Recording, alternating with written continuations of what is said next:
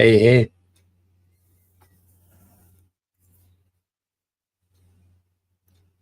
Can't hear you. Hey, man. Hey. So you think arguing with you guys is trolling? No, I just left a bunch of comments, so it's Yeah. offering me the opportunity to talk. I'm actually kind of busy, but Yeah, me too. a little bit. And tired. Let's see. Yeah, there was one thing. What the hell was it? Okay, this Matt Dillahunty thing. You mentioned what handles do you go by on YouTube?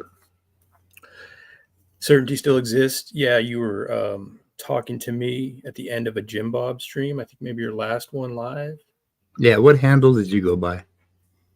Certainty still exists. Oh, certainty still exists. Okay, So yeah, we were going back and forth. I think that's where you said the thing about making stuff up, but I have to go over it again, and we can take a look at it. Yeah, I'm not sure what I said, but There was just making stuff up as far as reality or a starting point, perhaps. Well, yeah, we kind of do. Philosophers make stuff up, right? Right. All these discussions are philosophical, right? Yeah. Even though we include science and our perspective on science, science assumes philosophies as well. Yeah, and philosophy assumes science. It's knowledge in general. Human knowledge in general. There are varieties of knowledge, and that's one of the problems that I have with the philosophy that's usually thrown around by you guys, is that you don't you keep saying knowledge, but you never really talk about all the varieties of knowledge that there are. But anyway, yeah. So I suppose we should put that to bed first. We're all just making it up. What did I mean? Who knows what I said to Jim Bob, because he just keeps poking you and switching you from one conversation to another. You said it to Mike in response to some of the comments I was throwing up there. I think you were getting into. Oh, it was a comment? Yeah. Okay. Do you have a link to the stream? It's your stream. Oh, my stream. Okay. The point is that you kind of just said it again, like we're all just making stuff up when it comes to the fundamental understanding of reality or the starting point. But I was giving you comments back and forth. Yeah.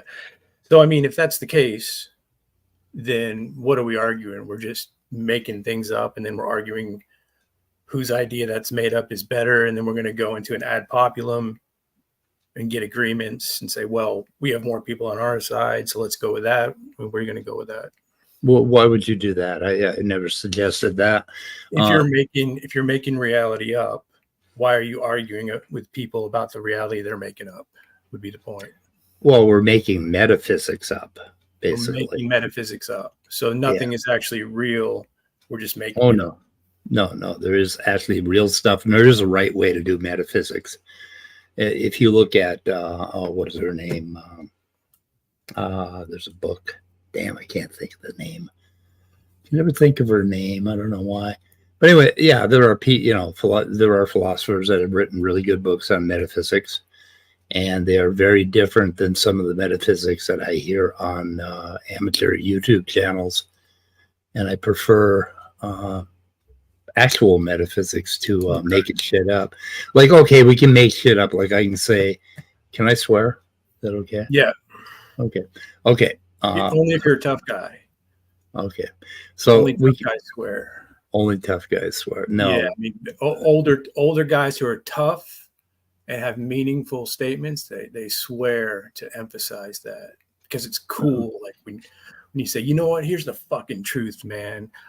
I know about fucking metaphysics, all right? Because I've read some books by some experts and I've seen some shit on these YouTube channels. Go ahead. Yeah, I swear because my mom swore like a sailor. And then I went to work at the Italian bakery where it was just everybody swore so much that I just got used to it. Yeah, it's a way to emphasize things. It's emotive speech is all swearing. Mama made me done do it. Mama made me do it. Go ahead, Forrest. Yeah, she used to have a name for me, but I won't share that. All right, so what I'm gathering here is that really you've bad. heard some crappy metaphysics, but there's some real metaphysics based on some experts who have written philosophy, different philosophical books, and you have a particular preference that you like. But when it comes down to what's actually right, what's actually real, you're going to get into that as well. You're just going to tell me what you like, what you prefer. What I prefer, what I've thought out and find reasonable. I prefer reasonable things normally. Oh my Okay, well, goodness. reasonable meaning you're always reasonable. I try to. Well, no, I don't Okay. believe it. I believe reason can be misused. Alyssa Ney wrote. What the hell did she write? Alyssa Ney, what did you write? Metaphysics. She wrote a book on metaphysics, basic metaphysics. Everybody Yes. should read that first before they start talking about Okay, metaphysics. so this is a personal book that you like. Yeah. So everyone should Well, read this. it's a textbook. It's for college courses on metaphysics, and one should look to textbooks first, and then go ahead and form your opinions after that. Okay, and if somebody doesn't do that, that's okay as well. No one's really right or wrong. It's not. No, I think you ought to read and figure out whether you're right or wrong. You ought to be educated. So the answer of whether I'm right or wrong is in that book then. Nope. Okay, so then I don't need to read it to figure out if I'm right or wrong. Well, that book has a whole range of ideas and about metaphysics. And Right. Can you name one that's true? I don't know. Realism is true to me. So it's true to you, but it may not be true to someone else, and that's okay. Well, yeah, there are a lot of deluded people. So yeah, some people. Okay, so truth is a matter of your opinion. Truth is a matter of my educated opinion. Yes, for me. And that is true based on your opinion as well. My educated opinion, yes, and my reasoning, which I'm always willing to share. So your truths are based on your educated opinions. My truths are, yeah, I guess so. Yeah. Yeah, well, more than that, like, okay, there's a lot. I mean, truth, like knowledge, has a lot of variations. Like, it's true that I'm looking at a red coffee cup. Okay, I can be pretty certain of that. I can be like, that's the most certain that I can be, that I'm looking at a red coffee cup. How did you come to the determination that that's as certain as you can be? What's the scale you're using or the reference point? Other things that I don't feel as certain about, like physics. A lot of things in physics that I'm not completely certain about. Certainty is a feeling. Well, feeling has a point. Emotions affect all of our rational judgments, right? That's how the mind works. How do you have the knowledge that? Okay, we're moving away from what was the original question. I don't know. I'm questioning you as you move along. You're making a bunch of claims. Well, you're moving me along. I am. Yeah, you are. Is that true? What was the original discussion? What truth is? You said it was your expert opinion on what you think is true. Sounded circular. My educated we were talking about my educated opinion about YouTube metaphysics and how bad it is, how uneducated. And you had a book that would be able to educate those people in your opinion, in your expert. It would be a really good start. You couldn't tell me anything that's true in that book, and the things that are true in that book are just your opinion. She doesn't tell you what's true. She talks about metaphysics. So listen, Metaphysics and Introduction is what the book is called, and I suggest everybody read that. So a physicalist wants you to read a book about metaphysics. Okay. I think so. I think you should read a book because she goes through a lot of things that disagree with physicalism. Yeah. Right? Which part of physicalism does metaphysics fall under, by the way? Which part of physicalism? You are a physicalist, correct? Yeah. Okay. So which part of physicalism does metaphysics fall under?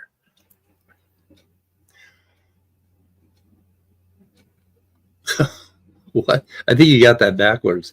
Which part of metaphysics does physicalism fall under? No, maybe. I'm not sure. As a That does, physicalist, where do metaphysics fit into your view? As a come on. physicalist, I think metaphysics is very dodgy, and I use metaphysics in a very specific way. okay. And I call everything else naive metaphysics. Like ideas about like I might be a brain in a vat, right? Or Really? the entire cosmos might have been created last Thursday, or there's a god. There's a god like an ape-like god who creates things or uses tools to make things happen, like words, speaking words, or whatever. Okay, All so those things are naive the metaphysics. question is, if I word it another way, as a physicalist, how do you account for or justify metaphysics in your worldview? I don't. I just told you Okay. it's So you want people to read a book about something that you can't account for in your personal worldview. Why are you advocating that book? because it's a good textbook and it's a good general introduction to the real subject of metaphysics and some of the things like composition and what an object is and stuff like that. It's just made up stuff. It sounds like Made up stuff. No, it's a field of study. It's something that a lot of people worked on for many, many years. Mhm. Let's see. Okay, there's ontology. There's non-existent objects. There's Occam's razor, fundamental metaphysics and ontological dependence. All kinds of things. More than a material world, abstract, concrete distinction. All things you guys are talking about, right? So you guys are doing metaphysics, and I'm suggesting you read a textbook before you embarrass yourselves. Right. So Is you want is us there to read about something that doesn't exist, doesn't have any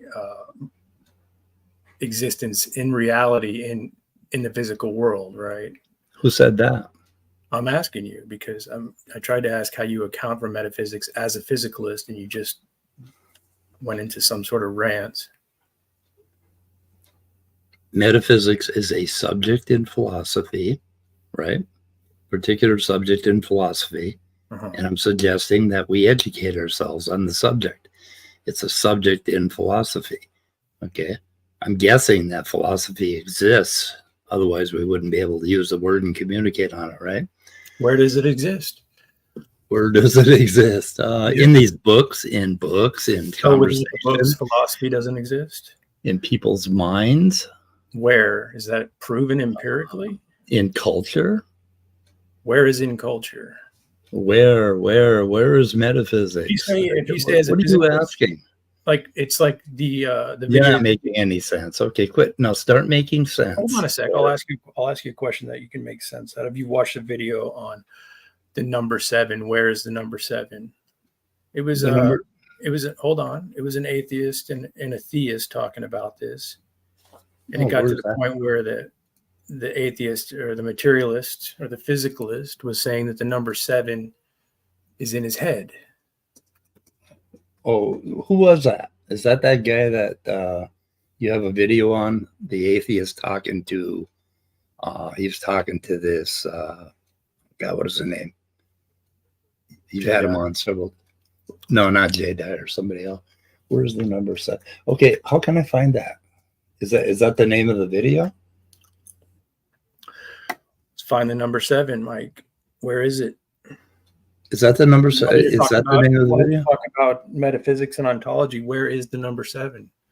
Any place that there are 7 objects, 7 things that we can define as objects, right? Okay. Like 7 clusters. Okay, if you had 7 apples, that's where the number 7 is. Okay, so without the objects, without the apples, there is no number 7. You would never learn about numbers if it weren't for objects, obviously. You wouldn't be alive. What do you mean? What do you mean, obviously? Obviously, you wouldn't know about numbers if there weren't objects and there weren't, numbers of objects, right? So that's the answer. Like if you didn't eat 30 peas for dinner, you may not survive. Okay, so your answer is without the objects, there's no number 7? No, well, without objects, there would be no use. So of course, there wouldn't be a number 7. Okay, so I'm not gathering an answer here. Okay, but if there were no humans in the world, there could still be 7 apples hanging on a tree, right? Okay, There'd so still be a number. in other 7. words, the number 7, at least in some way, you're saying it's an objective reality that Yeah, without humans it exists. So without the absolutely. rocks or the apples or the 7 things, the 7 objects, where and how does the number 7 exist is the question. Without what? The objects or the apples, the representations, where is the number 7? Because you're applying it to objects. It wouldn't exist. It wouldn't exist. There would So be you need there would 7. be nothing, right? Okay, without objects, what would there be? What would there be without objects? So you need tell 7 me. rocks. So you need 7 rocks or 7 apples, and then 7 comes into existence. You're not answering my question. What would be if there were no objects? If there weren't multiples and different groupings of objects, what would be? Yeah, that's the question. Nothing. That's So called 7 nothing. 7 wouldn't exist without 7 objects of some kind. So in your physicalist view, there needed to be 7 things that were in reality, and then the number 7, an objective reality, emerged. Emerged? No, it didn't emerge. Emergent property, perhaps, in your world. No, it's not an emergent property. The number 7 is the 7 objects, the one and the same.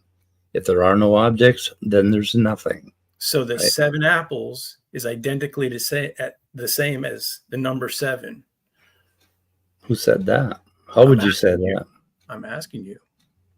The seven apples typify the number 7. Okay, and we come along. Okay, we come along and we perceive things and we reason and we learn to count and all that stuff. And then we have the word 7 that comes up, and that's very complicated, but there are still 7 apples. Even without humans, there would be 7 apples, right? So that's your number 7. 7 apples, 7 rocks, 7 stars in a cluster, whatever you want. I understand what you're saying, and I'm bringing forth the idea without the 7 things, without the 7 objects, the representation. Where's the number 7? And apparently 7 doesn't come into existence until the 7 objects are available to be counted in your perspective. There are 7 objects ever since the early expansion of the universe. There were clusters of maybe 7 things, right? That's okay. Do you have empirical evidence for that claim that you just made? No. Okay. Why are you bringing it in then as a physical reasoning? Reasoning doesn't answer why you're bringing in non-empirical evidence to the conversation as a physicalist.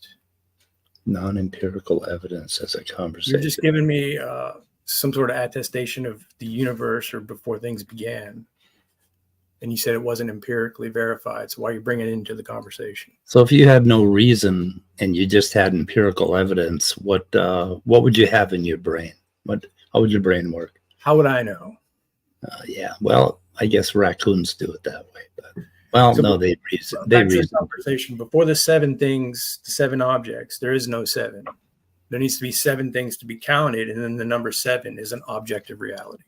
Yes, there have to be objects before you're going to end up with a physical world, and before you're going to end up with the physicality of numbers. Yes. The physicality of numbers? What's that? The physicality of numbers. What is that? Physicalism.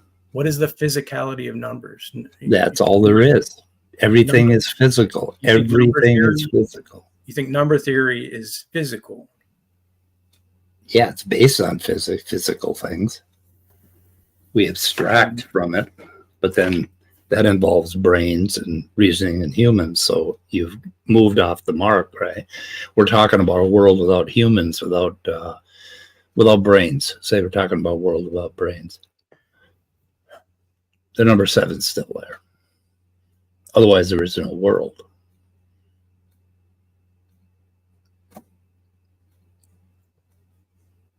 Pretty simple. I don't have enough time to keep going, but you can come back and talk another time. It's fine.